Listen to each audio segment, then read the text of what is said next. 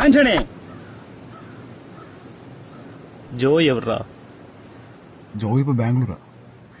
നിനക്കിപ്പോ എന്നാ പണി? ഞാനിവിടെ ഈ ഹാർബറിൽ ഫിഷൊക്കെ എടുത്തു കൊടുക്കുന്ന പരിപാടി സാറേ. ചോദിച്ചാ സത്യം പറയണം. ഇന്നലെ നിന്റെ ഏരിയയിൽ ഒരുത്തിനെ പൂളി, അത് നീയല്ലടാ ചെയ്തത്? ഇല്ല സാറേ, ആ പണിയൊക്കെ നിർത്തിയിട്ട് കാലം കുറച്ചായി. പിള്ളേരുണ്ടായി പിന്നെ ആ പരിപാടിക്ക് ഞാൻ നിൽക്കാറില്ല. എടാ, മീഡിയ കിളയെ നിൽക്കുകയാണ്, നീയൊന്ന് എന്നെ സഹായിക്കണം.